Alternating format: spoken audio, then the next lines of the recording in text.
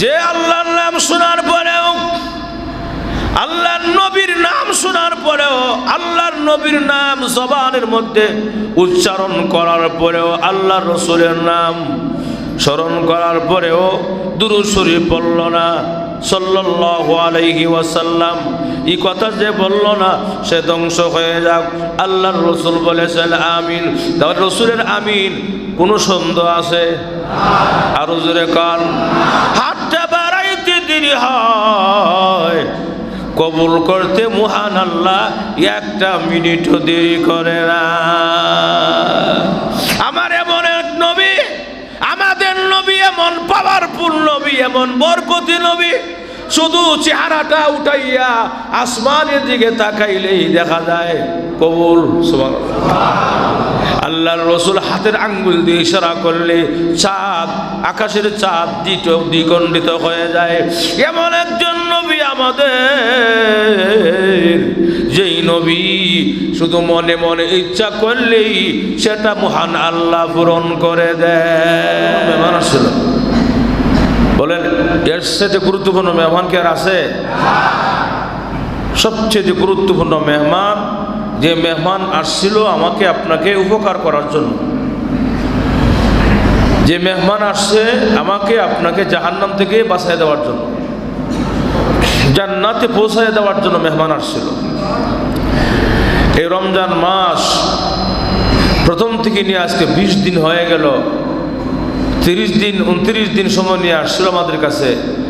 তার মধ্য থেকে 20 দিন অতিক্রম করছে, 29 রোজা হয়, তাহলে আর কয় রোজা? 9 রোজা। তাহলে সময়টা একেবারেই কম, সময়টা একেবারেই কম। যদি আমরা রমজান মাসকে সম্মান করতে পারি, রমজান মাসকে কদর করতে পারি, এই রমজান যখন চলে যাবে আল্লাহর কাছে গিয়ে দরখাস্ত জানাবে, আল্লাহ আমি সম্মান পেয়েছি উম্মতের কাছে, আমাকে যারা সম্মান করছে সবাই মাফ করে দাও। আর যদি বেজ্জতি হয় রমজান মাস, তাহলে কি বলবে? আল্লাহ এই উম্মতের কাছে আমার পাঠাইছ, যারা কদর বুঝে না আমাকে, যারা আমার সম্মান বুঝে না, এই কথাটা বলতে দেরি আল্লাহ পাক বেজার হতে দেরি নাই। নাউজুবিল্লাহ কর। এজন্য আমি আপনি চাই যেন রমজান মাস আমাদের ব্যাপারে আল্লাহর কাছে ভালো কমফিডেন্স দেয়, ভালো একটা সুসংবাদ দেয়, ভালো একটা খবর দেয় যে আল্লাহ রমজান মাস গেছিলাম, আমাকে তারা যথার্থই সময় কাটিয়েছে, আমার মধ্যে রাত্রি জাগরণ করেছে, আমার মধ্যে তাহাজ্জুদের নামাজ পড়েছে, আমার মধ্যে তারা তারাবির নামাজ 20 রাকাত দাঁড়াইয়া পড়েছে, আমার মধ্যে তারা কোরআন খতম করেছে, আমার মধ্যে জিকির আজকার করেছে, দান সদকা করেছে, যাকাত দিয়েছে, সব কিছু পায়ে টু পায়ে তোমার বান্দারা সাধ্য অনুযায়ী করেছে, কোনো ত্রুটি নাই। এই কথাটা বলতে দেরি, আল্লাহ খুশি হইয়া মাফ করতে দেরি নাই। কিন্তু আমরা আফসোস কপাল পোড়া, রমজান মাসও মুসলমানদের দেশে হোটেল রেস্তোরাঁ খোলা থাকে। সবচেয়ে বেশি বেদনাদায়ক এটা আমাদের, সবচেয়ে বেশি কষ্টের এটা আমাদের। মুসলমানের দেশ, মুসলমান দাবি করি, লাল পর্দা টাঙ্গায়া, হ্যাঁ লাল পর্দা টাঙ্গায়া, কালো পর্দা টানায়া, ভিতরে যে কি জামায়া না খাওয়ান খায় কথা কোনা। আর মুসলমানরা মুখটা শুকায় শুকায় রাস্তার পাশে দিয়ে হাঁটে, মসজিদে যায়, আজান হইলে দৌড়ায় মসজিদে জায়গা, তারাবির নামাজ পড়ার জন্য পাগল হয়ে দৌড়ায় মসজিদে জায়গা। মুমিন মুসলমানরা, ইমানদাররা, আল্লাহর প্রিয় বান্দারা, আর তোমরা কি আরামে খাওয়া দাওয়া করো, নামাজের টাইমের খবর নাই, রোজার কোনো খবর নাই। বোঝা যাবে একদিন তোমরা আজকে যারা জামায়া না খাওয়ান খবরটা টানায়া, একদিন আমরা চিরকালের জন্য জামায়ানা খাবার খাবো। কথা কোনা, তোমাদের খাবারটা অস্থায়ী, আজকে আসো তো কাল করাই শেষ, এরপরে তোমাদের শাস্তি আছে। আমরা যারা মুখটা শুকায় হাঁটি, আমাদের এমন একটা দিন সামনে আসতেছে যেই দিন আমাদের আর সুখ আনন্দ কোনোদিন শেষ হবে না। সুবহানাল্লাহ। আল্লাহ কবুল করুক, আমিন কর। যদি আল্লাহ দয়া মায়া করে আমাদেরকে মাফ করে, আমরা ইবাদত বন্দিগি দিয়া নামাজ রোজা দিয়ে বেহেশতে যাওয়া আসলেই সম্ভব না যদি আল্লাহ দয়া না করে, কথা বলা। আর আল্লাহর দয়া পাইতে হলে কি লাগবে? নামাজ রোজা লাগবে, না হলে আল্লাহর দয়া আসবে না। তো অনেকে তো ভুল বুঝবো, আল্লাহ যেহেতু দয়া এই লাগবো, নামাজ পড়ে কি লাভ? ভুল বুঝে কথা বলা আছে না নাই? আল্লাহর দয়া কেমনে আসবে? নামাজ পড়লে আসবে আল্লাহর দয়া, ইবাদত করলে আল্লাহর দয়া আসবে, চোখের পানি আসলে আল্লাহর দয়া আসবে। চোখে তো পানি আসে না আপনার আমার, কথা কনা। আমাদের দিল শক্ত হয়ে গেছে, চোখ দিয়ে পানি আসে না, পাথরের চাইতে বেশি শক্ত হয়ে গেছে। আমরা কিভাবে কেমন হয়ে গেলাম? এই জন্য আসুন রমজান মাস দিলটা নরম করি। আল্লাহ আমার তেলাওয়াতকৃত আয়াতে কি বলেন? ফালইয়াদহাকু কলিলা, তোমরা কম কম, খুব কম কম হাসো। ওয়ালিয়াবকু কাসীরা, বেশি বেশি করে আমি জাহান্নামের ভয়ে, আমার ভয়ে কান্দো। সুবহানাল্লাহ। দুনিয়া তোমার হাসি জায়গা দিছি না, দুনিয়া হাসির জায়গা না, আনন্দের জায়গা না। দুনিয়া হলো সামান্য মুসাফিরের জিন্দিগি, কথা কনা। মুসাফিরের জিন্দিগি কোন রকম যদি তুমি সতর্কতার সাথে জিন্দিগিটা কয়েকদিনের জিন্দিগি কাটায় আসতে পারো, তোমার জন্য আনন্দ সুখ অনন্তকাল থাকবে। সুবহানাল্লাহ। কুন ফিদ দুনিয়া কাআন্নাকা গরীবুন আও আবিরু সাবিল, রাসূল বলেছেন দুনিয়াতে মুসাফিরের মতো চলাফেরা করো। মুসাফির যেমন কোথাও গেলে একটা লঙ্গি, একটা গামছা, একটা পাঞ্জাবি নেয়, বেশি কিছু নেয় না। কেন নেয় না? আমি আবার আসতে হবে, রিটার্ন ব্রেক করতে হবে, এই জন্য মুসাফির কম কাপড় নেয়। তা আমরাও দুনিয়াতে আসি অল্প দিনে হায়াত নিয়ে, আমরা এখানে থাকার জন্য আসি নাই। আবার আমরা সকলে এখান থেকে বিদায় হয়ে যাব। আমাদের আগেও বাপদাদারা ছিল, পরপুরুষরা ছিল, অনেক আগে ছিল, এরা কেউই নাই। আপনি আমিও থাকবো না, এরপরও যুগ আসবে, এরপরও কেউ থাকবে না। সকলেই একে একে, সকলেই আগে পরে হোক, বিদায় হতেই হবে। বিদায় হওয়ার আগে মনটা বুঝাই, সময়টা কাজে লাগাই, সময়টা কাজে লাগাই। আমাদের চোখ দিয়ে পানি আসে না, পানি আসার দরকার। আরে আটলান্টিক প্রশান্ত মহাসাগরের মালিক যে আল্লাহ, ওই আল্লাহ যে পানি সৃষ্টি করছেন, এত কুল নাই, অকুল পানি আল্লাহ সৃষ্টি করেছেন। আল্লাহ নিজে পানি সৃষ্টি করতে পারেন, সেই আল্লাহর কাছে পানির কোনো অভাব নাই। এত পানি আছে, এই পানিরাই কেউ আল্লাহ আরেকটা পানির খুব দরকার, সেই পানিটা হলো আপনার আমার চোখের পানি। সুবহানাল্লাহ। চোখের পানিটার দাম আল্লাহর কাছে এত বেশি। আল্লাহ কই এটা আমার খুব দরকার। কেন? আমার মহব্বতে, আমার ভালোবাসায় আমার বান্দা চিৎকার করে কাঁদবে। সুবহানাল্লাহ। কিন্তু আজকে আমরা দোয়া করি, আমরা দোয়ার মধ্যে অবহেলা করে, আমরা দোয়া করি, দোয়ার মধ্যে দোয়া করতে মন চায় না। দিলটা এত শক্ত হয়ে গেছে যে হুজুর দোয়া করুক, আমি করতাম না, আছে না নাই? দোয়া করতে চায় না, হাতটা উঠাইতে চায় না। কি বলি অহমিকা আর তাকাব্বুরি ঢুকছে ভিতরে, হাতটা উঠাইতে চায় না দোয়া করার সময়, দোয়া করতে চায় না। এরপরে মনটা নরম হয় না, শক্ত হয়ে গেছে মনটা।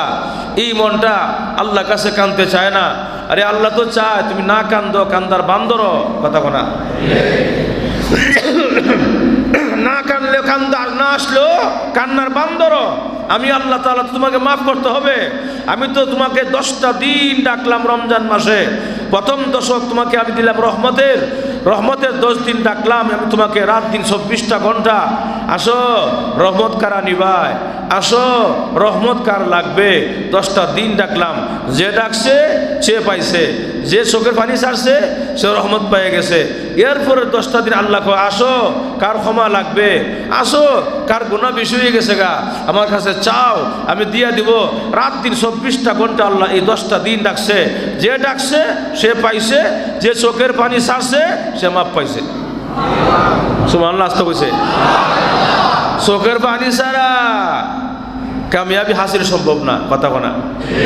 চোখের পানি লাগবো, চোখের পানি লাগবে। চোখের পানি ছাড়া আল্লাহর কাছে কবুলিয়ত সম্ভব না। যত বড় বড় আল্লাহওয়ালা হয়েছেন, যত বড় বড় দুনিয়াতে অনেক মনীষী গেছেন, সকলেই শেষ ছাত্রে কান্নার চোখের পানি, কান্নার চোখের পানি ছাড়া, শেষ ছাত্রে কান্দা ছাড়া, আল্লাহর কাছে পার্সোনাল ভাবে চোখের পানি ছেড়ে দেওয়া ছাড়া কেউ বড় হতে পারে নাই। এজন্য আসুন গুনাহ সারি, আমল করি, আল্লাহকে ডাকি, মন ভরে আল্লাহকে ডাকেন, আল্লাহর কাছে দোয়া করেন যেন আল্লাহ রমজান মাসে আমাকে আপনাকে মাফ করে দেয়। সুবহানাল্লাহ। আজকে মাগরিবের আগ পর্যন্ত, তার মানে সূর্য অস্তের আগ পর্যন্ত আল্লাহ পাক ডাকতেই থাকবেন। সুবহানাল্লাহ। এখনো সামান্য সময় আছে। কোনটা? জুমার নামাজের পরে একটা দোয়া আছে, আসরের নামাজের পরে একটা দোয়া আছে, এরপর ইফতার আগে আরেকটা দোয়া, এটা ফাইনাল দোয়া। সুবহানাল্লাহ। ইফতার আগে আজকে শুধু সামান্য কান্নার বান ধরতে পারেন, এই পর্যন্ত মাফ না পাওয়া থাকলেও আজকে আল্লাহ মাফ করে দিবে। হুজুর এইভাবে ওভার শিউর কেমনে কইলেন? বলে এমন একটা দিন পড়ছে আজকে মাগফিরাতও শেষ, আবার জুমার দিনও। এই জন্য আল্লাহ ফজিল আজকে বেশি। আল্লাহ যদি আজকে ইফতারের আগে 5টা মিনিট দোয়া করতে পারেন, মন থেকে রোজাটা মুখে নিয়া, মুখে দুর্গন্ধ নিয়া আল্লাহর কাছে দোয়া করতে পারেন, আল্লাহ পাক রব্বুল আলামিন অবশ্যই আজকে মাফ করে দিবে। এরকম আশা রাখতে হবে আল্লাহর কাছে, আল্লাহ মাফ করে দিব। সুবহানাল্লাহ। আশা নাই আপনাদের, কেমনে হবে? একটা আশা থাকতে হবে, আল্লাহ তুমি হয়তো মাফ করবো আমাকে, আমার বিশ্বাস আছে। কথা বলা। সম্মানিত হাজিরিন, রমজান মাস চলে যাচ্ছে আমাদের কাছ থেকে। আফসোসের বিষয়, পরিতাপের বিষয়, রমজান মাস বিদায় হয়ে যাচ্ছে। জানি না এই রমজান কার জীবনের শেষ রমজান। কেউ জানা আছে? কারও জানা নাই এই রমজানটা জীবনের শেষ রমজান। এই জন্য সময় মোতাবেক কাজ করতে হবে আমাকে আপনাকে। রমজান মাসে যেরকম ভাবে ইবাদত বন্দেগীতে আমার বেঘাত ঘটে না, 5 ওয়াক্তের নামাজ জামাতের সাথে পড়ি, গুনার কাজ করতে গেলেও চিন্তা করি, রোজা ভাঙতে গেলেও চিন্তা করি, না রে পানি খাইলেও আল্লাহ দেখবে, বন্ধ করো আল্লাহ দেখবে, সব জায়গায় আল্লাহ আছেন। এই কথাটা ভিতরে ঢুকাইয়া দেওয়া, বাকি 11 মাস পর্যন্ত এই কথাটা ভিতরে নিয়ে ইবাদত করা, দুনিয়াতে চলা, তাহলে আপনার ভিতরে তাকওয়ার দৌলত ঢুকে গেল। সুবহানাল্লাহ। তাকওয়া কাকে বলা হয়? যে আল্লাহ সবসময় দেখতেছেন, আল্লাহর ভয়টা অন্তরে জাগ্রত রাখা। আমার আল্লাহ দেখতেছে, গুনাহ করতেছি, দেখতেছে আল্লাহ। কথা কথা কে দেখতেছে? এই ভয়টা ভিতরে ঢুকাইয়া দেওয়া, এটার নাম তাকওয়ার দৌলত। এই দৌলত যার ভিতরে ঢুকে যায় সে কোনোদিন গুনাহ করতে পারে না, কারণ সে যেখানেই যায় সেখানে কে দেখে? আল্লাহ দেখে। দেখেন, আমি যদি আজকে আল্লাহর কাছে মাফ না চাইয়া, আমাদের জন্য মাফ সে ক্ষমা না পাইতে পারি, ক্ষমা না চাইতে পারি, আল্লাহর কাছে যদি আমরা মাফ না পাইতে পারি, তাহলে আমাদের রমজান পাওয়ার কোনো সার্থকতা নাই। রাসূল কি বলছেন? রমজান মাস যে পাইল, গুনাহ মাফ করতে পারলো না, সে কি হোক? ধ্বংস হোক। নাউজুবিল্লাহ। আমরা সবাই জানি এই কথার হাদিসটা, রাসূল হাদিস। প্রথম সিঁড়িতে পা রাখছে, কি বলছিল রাসূল? আমিন। দ্বিতীয় সিঁড়িতে কে রাখছিল? পা রাখছিল, বলছিল আমিন। তৃতীয় সিঁড়িতে উঠতেও আমিন, কোনো আওয়াজ নাই, শব্দ নাই, আওয়াজ নাই, শব্দ নাই। সাহাবায়ে কেরাম তো হাঁকড়ে ছাই রয়েছে। ব্যাপারটা কি? রাসূল জিন্দেগিতে এমন দৃশ্য করছে না, এমন কাণ্ড করে নাই। আজকে রাসূল 3টে সিঁড়িতে পা রাখলো, 3টে সিঁড়িতে আমিন আমিন কইল, কিছু আওয়াজও নাই, শব্দও নাই। সুবহানাল্লাহ।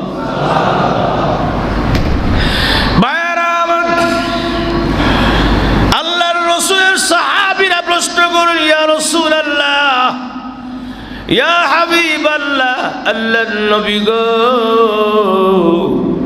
আজকে এমন কাণ্ড আপনি করলেন, এমন ঘটনা আজকে ঘটাইলেন গো, ইতিপূর্বে কোনো সময় আপনি এরকম করেন নাই।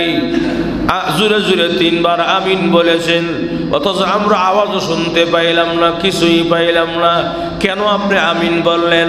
আল্লাহর রাসূল বলেন, সাহাবীরা রে, আমি যখন প্রথম সিঁড়িতে পা রাখলাম, জিবরাইল আমার কানে কানে এসে বলেন, ইয়া রাসূলুল্লাহ, ইয়া হাবিবাল্লাহ, আকা নবীজি,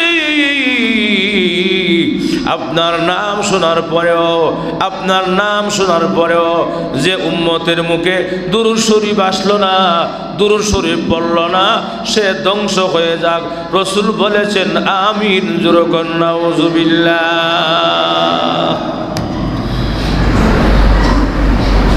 যে আল্লাহর নাম শোনার পরেও, আল্লাহর নবীর নাম শোনার পরেও, আল্লাহর নবীর নাম জবানের মধ্যে উচ্চারণ করার পরেও, আল্লাহর রাসূলের নাম স্মরণ করার পরেও দুরূদ শরীফ পড়ল না, সাল্লাল্লাহু আলাইহি ওয়াসাল্লাম এই কথা যে বলল না সে ধ্বংস হয়ে যাক।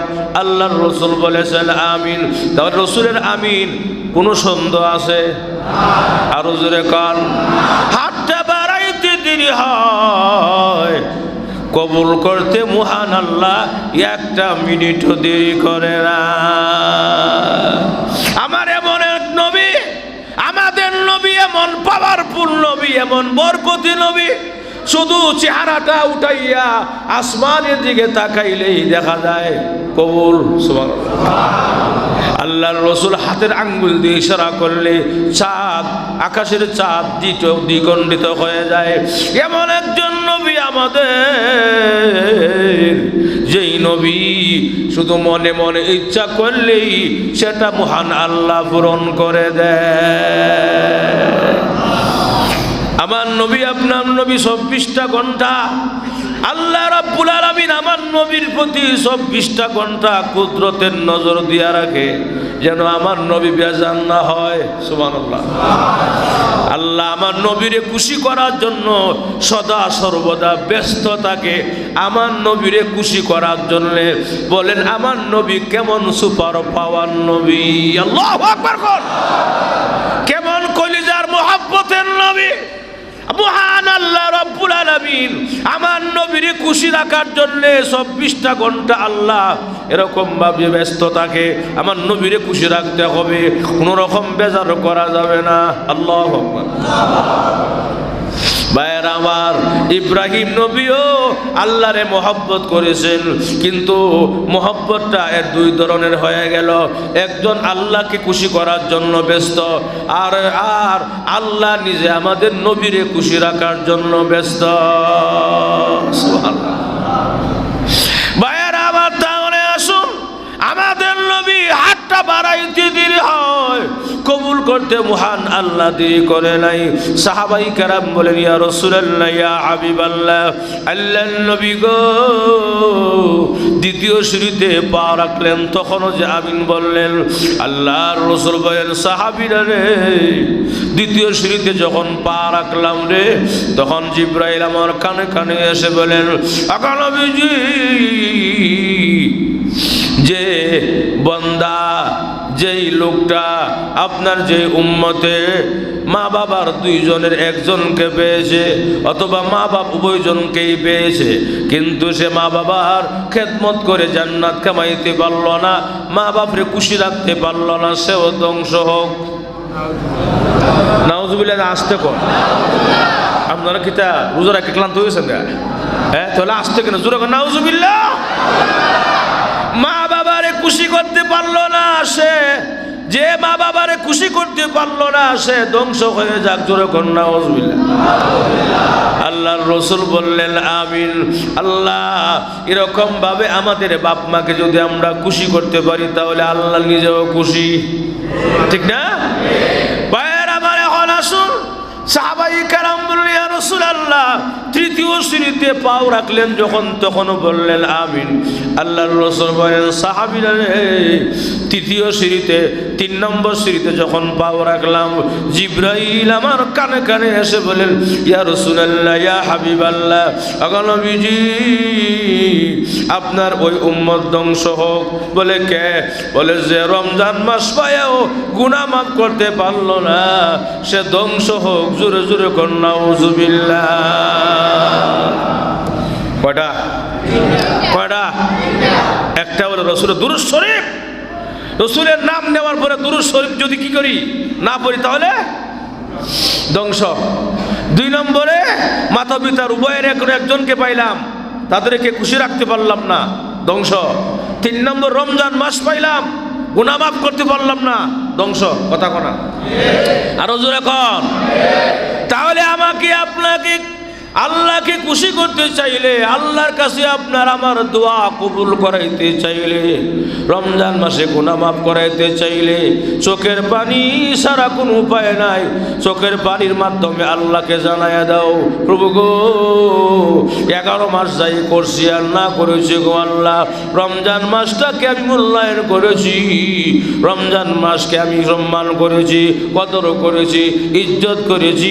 মহান আল্লাহ একটা মাসে মাসের উসিলা করে 11 মাসের সব গুনাহ মাফ করে দিবে।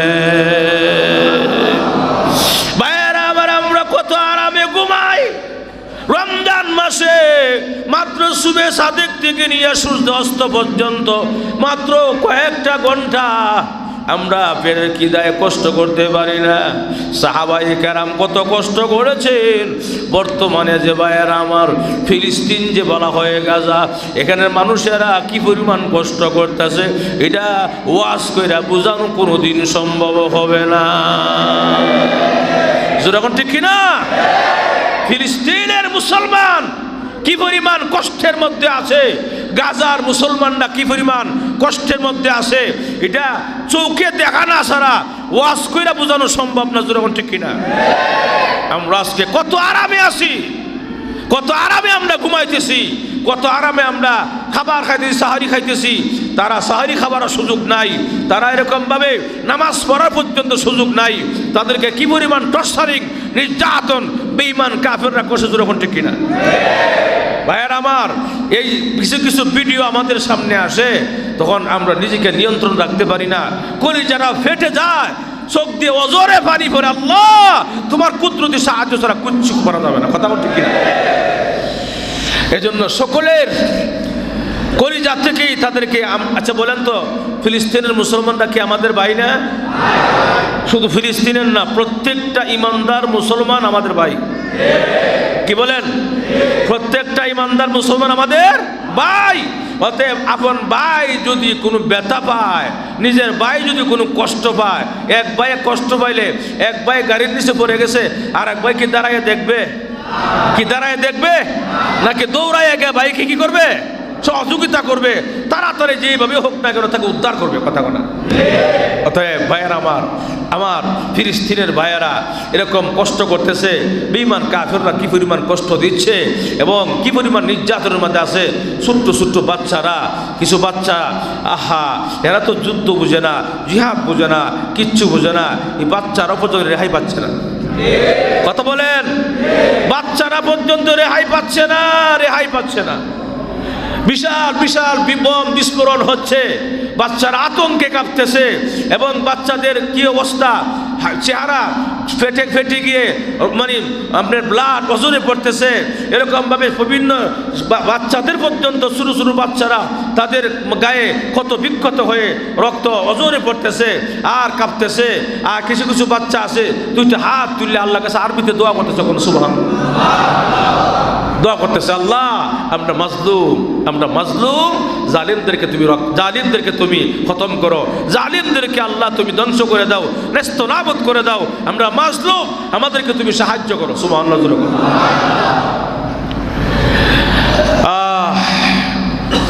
আল্লাহ ফিলিস্তিনের গাজার মুসলমানদেরকে তুমি হেফাজত করো। আরো জোরে করো আমিন। আমরা কিচ্ছু করার নাই, আমরা যাওয়ার ক্ষমতা নাই, আমাদের। আমরা দোয়া করা ছাড়া কোনো ক্ষমতা নাই আমাদের, কিচ্ছু করার নাই। যেরকম ঠিক কিনা?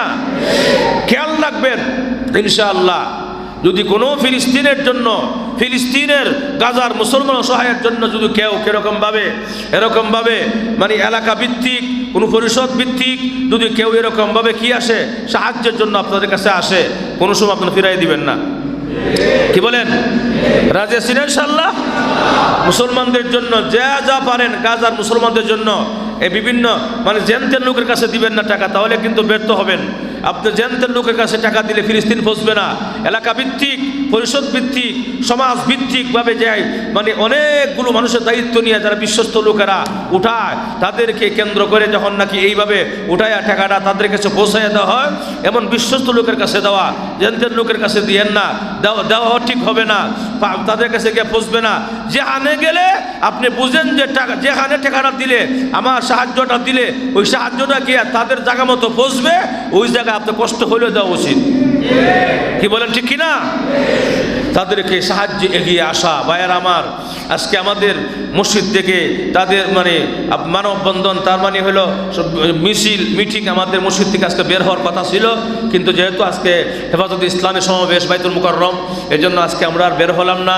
আজকে অনেক ওই যারা যাওয়ার ইচ্ছা আছে, ওই যে আপনার কি বলে বাইতুল মুকাররম হেফাজতে ইসলাম এই সমাবেশ ডাকছেন ফিলিস্তিন নিয়ে, আমরা সেখানে বাইতুল মুকাররম ইনশাল্লাহ আজকে চলে যাব। অনেকে যারা পারি সবাই চলে যাব ইনশাল্লাহ, কেউ থাকবো না।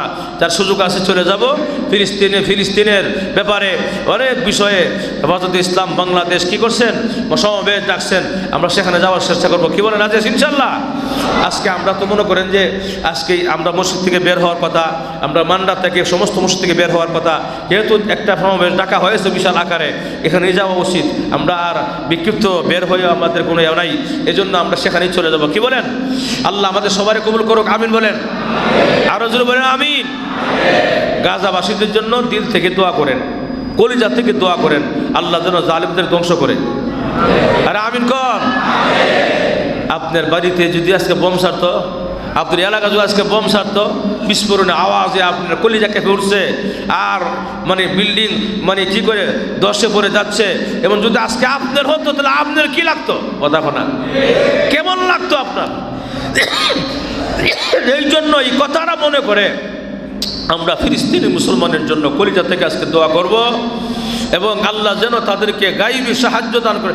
আল্লাহর সাহায্য ছাড়া কোনো উপায় নাই। কি বলেন ঠিক কিনা? বদরের প্রান্তরে 313 জন সাহাবী, এদেরকে আল্লাহ সাহায্য করছে। সুবহানাল্লাহ, সাহায্য দান করছে। 1000 সেনাবাহিনী, 1000 আপনার সদস্য ছিল, সেনাদল ছিল, যারা কি হাতের মধ্যে অস্ত্র শস্ত্র ভরপুর। এরপরও 313 জনের কাছে নাই অস্ত্র, নাই কিছু, এগুলা এই বাঙ্গা তলোয়ার, তাও কি নাই, এই বিভিন্ন আসার নাই, কিচ্ছু নাই। এগুলো নিয়ে তারা 313 জনই বদরের প্রান্তরে 1000-এর মোকাবেলা করে যুদ্ধ বিজয় লাভ করেছে। তাহলে মুমিন মুসলমান অস্ত্রের বলে বিজয় লাভ করে না, মুমিন মুসলমান বিজয় লাভ করে ইমানের বলে। কিসের বলে? ইমানের বলে বলিয়ান হয়ে। এজন্য আমরা দোয়া করব, আল্লাহ পাক যেন মুসলমানদের ইমানের বলে বলিয়ান হয়ে ফিলিস্তিন এবং গাজার মুসলমানদেরকে আল্লাহ কুদরতিভাবে সাহায্য দান করে বলি আমিন। আরো জোরে বলেন আমিন। ভাইয়েরা আমার, তাহলে আসুন আমরা কি পরিমাণ আরামে আছি এবং খাবার খাই। 3 বেলা রমজান মাস সারা 3 বেলা খাবার খাই, আবার রমজান মাসেও সাহারি পেট ভরে খাবার খাই। এরপর আবার ইফতারের সময় কি খাওয়ান দেয়? কথা বলা। কত আইটেমের খাবার যে আপনি খাইলেন, আমি খাইলাম, কত আইটেমের খাবার, হরেক রকমের আইটেমের খাবার। কিন্তু এমনও লোক আছে, হ্যাঁ, সাদা পানি খাওয়া ছাড়া কিচ্ছু করে নাই। কি বলেন? আছে তো না? নাই। সাদা মুড়ি খাওয়া ছাড়া, মুড়ি 10 টাকার মুড়ি ছাড়া কিচ্ছু তার করে খাওয়ার কিচ্ছু নাই। এমনও রোজাদার আছে শুধু পানি দিয়ে ইফতারি করে, শুধু সাদা মুড়ি দিয়ে ইফতারি করে, আর কোন তার ক্ষমতা নাই, সামর্থ্য নাই ভালো ইফতারি করে। আছে না নাই? যারা আমরা ভালো ভালো খাবার খাই, খেয়ে আমরা নষ্ট করি, কি জবাব দিব আল্লাহর কাছে? হিসাব রাখেন তো, যখন ঠিক না।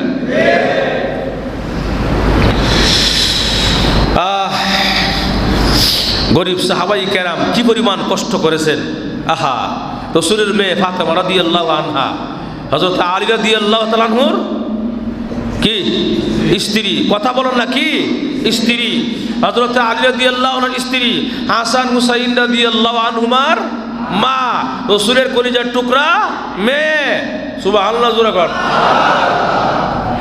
ভাইয়েরা আমার, গভীর মনোযোগ দিবেন। হযরত ফাতেমা রাদিয়াল্লাহু তাআলা আনহা, হযরত আলী রাদিয়াল্লাহু তাআলা আনহু, দুইজন স্বামী স্ত্রীর সম্পর্ক। ঘর সংসার করে হঠাৎ করে দেখা যায় এরকম দিন আনে তো দিন খায়, কোনো দিন দেখা যায় 1 বেলা 2 বেলা খাওয়ার নাই। সুবহানাল্লাহ। একদিন একটানা 3 দিন খাওয়ার নাই। সুবহানাল্লাহ, নাই। একটানা করে 3 দিন খাওয়ার নাই। কার গরো? হযরত ফাতেমার গরো। যেই ফাতেমা জান্নাতের সর্দারনী, সুবহানাল্লাহ, জোরে কোনা। যেই ফাতেমাকে আল্লাহ পাক দুনিয়াতে সালাম দিছে, যেই ফাতেমা রসুলের কলিজার টুকরা মেয়ে ফাতেমা, যেই ফাতেমা হাসান হুসাইনের মা, জান্নাতের যুবকদের সর্দার হবে হাসান হুসাইন, কথা কোনা। সেই সেরা ব্যক্তি, শ্রেষ্ঠ ব্যক্তি ফাতেমা। এই ফাতেমার ঘরে টানা 3 দিন খাবার নাই। সুবহানাল্লাহ, জোরে কোনা। আর আমি খাইতো, এর লেগে আমার সুবহানাল্লাহ মুখ দেয় না। যদি খালি একদিন না খাইতাম বুঝতেন খাবার না খাইলে কি কষ্ট হয়, কথা কোনা। 3 দিন খাবার নাই। আল্লাহর রসুলের পিছনেই নামাজ পড়ে আলী, হযরত আলী রাদিয়াল্লাহু নামাজ পড়েন, জোহরের নামাজ পড়ছেন রসুলের পিছনে। দেখছে রসুলের কাছে 6টা ছাগল হাত দিয়ে আসছে। কয়টা ছাগল? নামাজ পড়ে দৌড়ে আসছে বাসায়, এসে কয়, ফাতেমা আজকে 3 দিন যাবত আমাদের কোনো খাবার নাই, কি যে কষ্ট হচ্ছে, এটাও আল্লাহর জন্য। আজকে নামাজ পড়ে দিকে আসলাম তোমার আব্বার কাছে, আমার শ্বশুরের কাছে 6টা ছাগল হাদিয়া আসছে। তোমার আব্বাকে গিয়ে বলো আমাদেরকে একটা হাদিয়া দেওয়ার জন্য, কারণ আমরা তো সদকা খাবো না, আমরা আহলে বায়াতে রসুল, আমাদের জন্য সদকা খাওয়া জায়েজ নাই, আমরা জন্য হাদিয়া জায়েজ। অতএব তোমার আব্বাকে গিয়ে বলো 6টা ছাগল থেকে যেন একটা ছাগল হাদিয়া দেয়, আমাদের অন্ততপক্ষে 3 দিনের পেটের খিদা নিবারণ করতে পারবো। সুবহানাল্লাহ।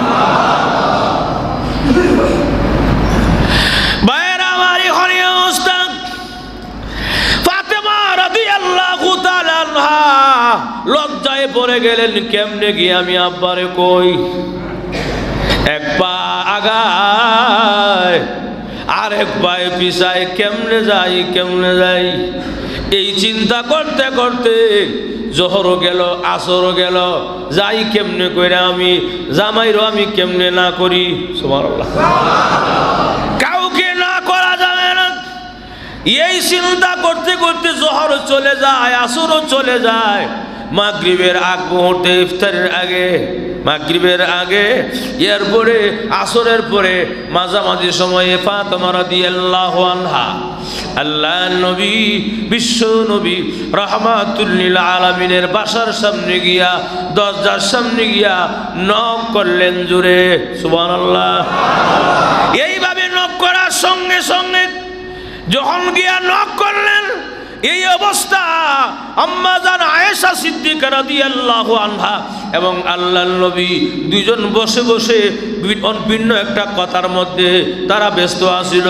এই অবস্থা যখন ফাতেমা রাদিয়াল্লাহু আনহা নক করলেন দরজার মধ্যে, নক করার সঙ্গে সঙ্গে আল্লাহর নবী লাফ দিয়া দাঁড়ায় গেছে এবং রসুলের কাঁধ থেকে একটা চাদর আছিল, চাদরটা পর্যন্ত মাটিতে পড়ে গেছে। সুবহানাল্লাহ। হযরত আয়েশা সিদ্দিকা রাদিয়াল্লাহু আনহা বলেন, আগা নবীজি কেন আপনি লাফ দিয়ে উঠে এরকম? একজন মানুষ আসছে, যে কেউই তো আসতে পারে, আসছে তো কোনো প্রয়োজনের জন্য, এমনি তো আসে নাই, প্রয়োজন আসছে বিদায় আসছে, এই জন্য এরকম লাফ দিয়ে উঠলেন কেন? আল্লাহর রসুল কয়, আয়েশা গো তুমি জানো না গো কে আসছে দরজার সামনে? আমি জানি তুমি জানো না গো। বলে কেমনে জানেন? ওই যে এখন টুকাটা দিয়েছে, আমি টুকাটা আমার মুখস্থ হয়ে গেছে গো, এই টুকাটা আমার ফাতেমার টুকা হবে। জোরগণ সুবহানাল্লাহ। আল্লাহর নবীর কেমন স্মৃতি শক্তি, কেমন মেধা আল্লাহ নবীকে দিয়েছেন। আমরা তো মানুষের কণ্ঠের আওয়াজ শুনলে বুঝি লোকটাকে, আছে না নাই? মানুষের কণ্ঠের আওয়াজ শুনলে আমরা বুঝি লোকটা এমুক, লোকটা তমুক। আমার পাঁচ ছেলে কণ্ঠ আমি বুঝি কেমনে কথা বলে, কথা কোনা। আপনার যদি 10টা সন্তান হয়, আপনি 10টা সন্তানের কণ্ঠ যদি নাও দেখেন, মোবাইলে যদি ফোন দেয়, আব্বু কয়ে ডাক দেয়, কণ্ঠ শুনলে বুঝেন যে কোন সন্তান। আল্লাহর নবী এত স্মৃতি শক্তি, ওই যে টুকা দেয় ফাতেমা, টুকাটা পর্যন্ত মুখস্থ করে ফেলেছে। এমনি বলেন, আয়েশা আমি এমনি এমনি লাভ দেই নাই গো, এই টুকায় আমার আন্দাজ হয়ে গেছে এই অসময়ে আমার কলিজার টুকরামে ফাতেমা আমার ঘরের দরজার সামনে কেন হাজির হয়ে গেছে। ভাইয়ারা আমার, আল্লাহর নবী দৌড়ায় লাভ দিয়ে উঠা দরজা খুললেন, দরজা খুললে আল্লাহর নবীকে ফাতেমা সালাম দেয়, আব্বা আসসালামু আলাইকুম ইয়া আব্বা। ওগো আব্বা, আমি এসেছি, আপনারা দামান আমাকে পাঠাইছেন। সিলেটের ভাষা বলে দামান, কি বলে দামান, আর আমরা বলি সিলেট মানে ঢাকা বলে জামাই, কথা কথা জামাই বলে দামান বলে। যাই হোক ভাইয়েরা আমার, ফাতেমা বলেন আব্বা আপনার জামাই আমাকে পাঠাইছে, আজকে নাকি জোহরের সময় আপনার কাছে 6টা ছাগল হাদিয়া আসছে গো। এই 6টা ছাগল বলে হাদিয়া আসছে, বলে হ্যাঁ তাও ঠিক আছে, 6টা হাদিয়া আসছে। বলে হ্যাঁ আব্বা একটা ছাগল আমাদেরকে দেন না গো, যেন এই ছাগলটাকে আমাদের পেটের খিদা নিবারণ করতে পারি। আল্লাহ ফাতেমা রাদিয়াল্লাহু তাআলা আনহা এরকম ভাবে রাসূলের কাছে কথাটা বলতেছে, সারাটা শরীর পেটের খিদায় কাঁপতেছে কাঁপতেছে। জোরে বলুন সুবহানাল্লাহ। জান্নাতের সর্দারিনী ফাতেমা, যার করে 3 দিন যাবত খাবার নাই। আল্লাহু আকবার। 3 দিন যাবত কোনো খাবার নাই। ফাতেমা রাদিয়াল্লাহু আনহা কাঁপতেছে আর বলে আব্বা একটা ছাগল হাদিয়া দেন না গো, যেন আমাদের পেটের খিদা নিবারণ করতে পারি। এই মুখের উপরেই আল্লাহ নবী জবাব দিলেন, মা গো বলো না গো মা, দুনিয়া নিবায় না আখিরাত নিবায়? আল্লাহু আকবার করবে। এই মুখ দিয়ে আল্লাহু আকবার কেন আসে না? জোরে আল্লাহু আকবার। মা গো তুমি কেন বলো না, বলো দুনিয়া নিবা না আখিরাত নিবাই? বলে আব্বা আখিরাত দুনিয়া উভয়টাই প্রয়োজন আছে, পেটের খিদা আর সহ্য করছে না গো আব্বা। আপনার জামান 3 দিন যাবত পর্যন্ত যায় রুজি রোজগারের জন্য, কামাই রুজির জন্য ঘর থেকে বের হয়, কোনো খাবার পায় না, কোনো ইনকাম পায় না, কোনো এরকম কাজ কামও পায় না। 3টা দিন যাবত আমি আর আপনার জামাই দুইজনে পেটের খিদা একদম ক্লান্ত হয়ে গেছি, আর বধূ বিছানা থেকে উঠতে পারবো না গো আব্বা, মেহেরবানি করে একটা ছাগল আমাদেরকে হাদিয়া দেন। এমনি আল্লাহর নবী কয়, মা ফাতেমা শুনো, 6টা ছাগল যে আসিল গো মা, এই 6টা ছাগল আমার এতিম উম্মতের জন্য, আমার অর্থাৎ আমার উম্মতের যারা এতিম উম্মত আছে তাদের জন্য বাজেট হয়ে গেছে। জোরে বলুন না সুবহানাল্লাহ। এই কেমন নবী, যেই নবীজি তার মা ফাতেমা, তার মেয়ে ফাতেমার আওয়াজটা পর্যন্ত মুখস্থ। রাসূল বলেছেন ফাতেমা আমার কলিজার টুকরা মেয়ে ফাতেমা, সেই ফাতেমার ঘরে পর্যন্ত খাবার নাই, পেটের খিদা কাঁপতেছে। অথচ যদি বলতো আল্লাহ আমাকে দাও, দুনিয়া দাও, পাহাড় পর্যন্ত আল্লাহ স্বর্ণ বানায়া দিত। সুবহানাল্লাহ। জোরে কর না কেন?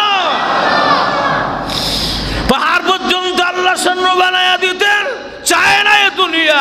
মাগো এসেছো ঠিক আছে গো মা, দেখেন এই যে কথা বলতেছে দরজার সামনে দাঁড়ায়া একবার কয় না আইসা বসো, বসার কথা বাবা মেয়েরে বলে না, অথচ এত আদরের টুকরা মেয়ে, কলিজার টুকরা মেয়ে। আল্লাহু আকবার। আইসা বলে না, বলে আইসা বসো গো মা, বসার কথাও বলে না। বলে কেন রে, কেন বসার কথা বলবো?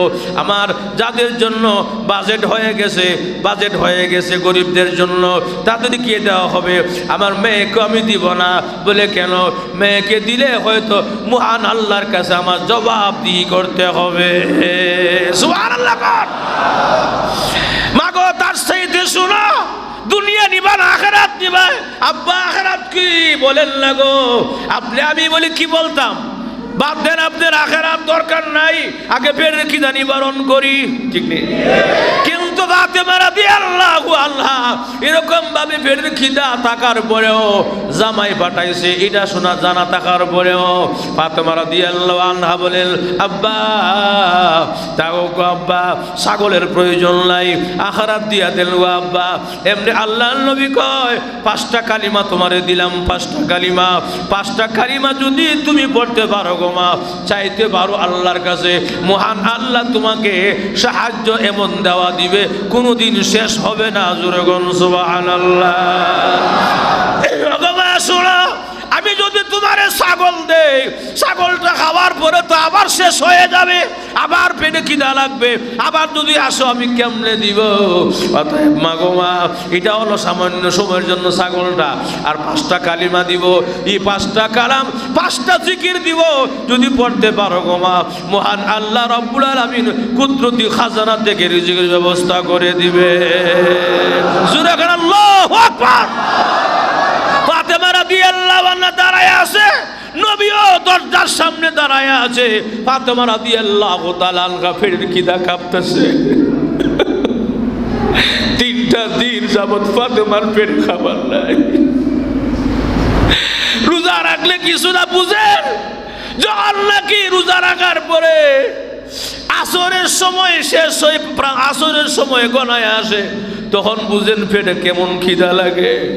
যারা পেটে খিদা না লাগে তারা বুঝে না। এই জন্য ভাইয়েরা আমার, ফাতেমা রাদিয়াল্লাহু আনহা জান্নাতের সর্দারিনী ফাতেমা পেটের খিদায় 3 দিন যাবত প্রচন্ড কষ্ট করে সাহায্যের জন্য আসেন বাবার কাছে।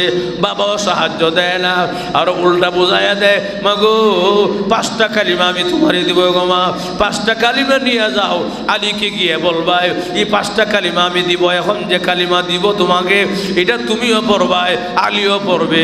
পরে ভাই এরকম ভাবে 2 রাকাত নামাজ পড়বাই, সালাতুল হাজত 2 রাকাত নামাজ পড়ে এই দোয়াটা করবে গো মা, যে কালিমাটা দিও কালিমাটা পড়বে, মহান আল্লাহর কাছ থেকে আল্লাহ পাক রব্বুল আলামিন কুদরতি ভাবে তোমাদেরকে খাবার পাঠায়া দিবে।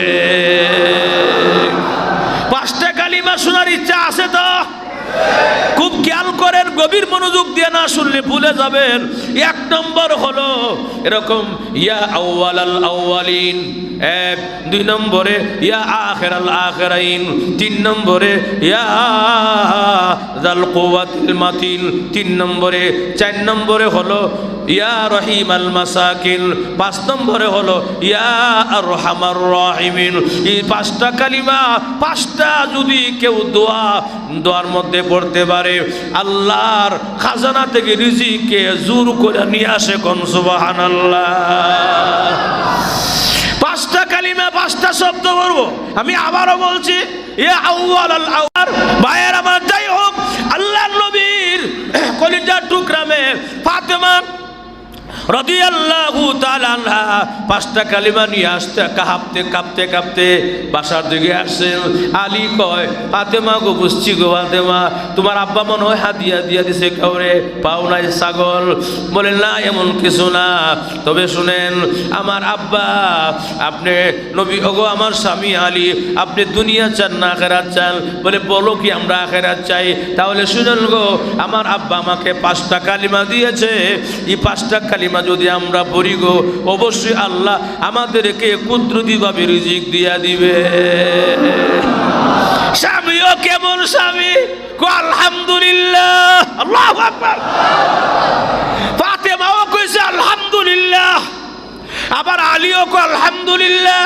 পেটের মধ্যে 3 দিন যাবত খাবার নাই, খিদা, শরীরটা কাঁপতাছে। এই অবস্থা মুখ দিয়ে আলহামদুলিল্লাহ আসাটা কত বড় কঠিন।